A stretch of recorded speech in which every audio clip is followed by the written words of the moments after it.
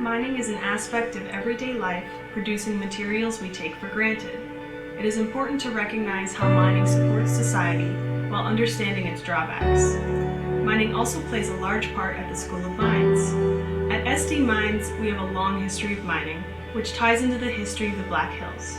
We can't acknowledge the history of mining in the Black Hills without recognizing the pain and suffering of indigenous people caused by the gold rush.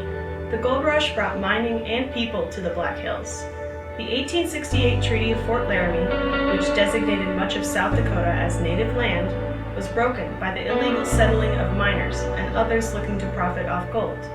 This displacement in the Black Hills is important to the history of mining because it points out historical downfalls in land and mineral management and gave us a guide to do better in the future. Many aspects of mining are not common knowledge. It is a very specialized field with many techniques that have been discovered through practice. I have learned many things about mining while working alongside multiple mining and engineering management and senior design groups.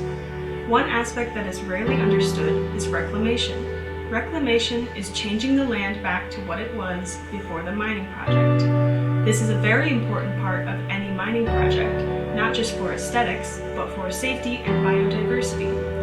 Closing open pits makes sure the public doesn't wander into dangerous areas.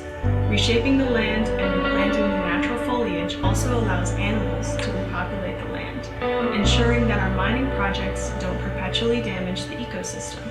Tonight, University Band percussionist will be performing Lids by Ed Argenziano. There are also sound samples in the background accompanying the piece, combining to mimic noises heard at a mine site.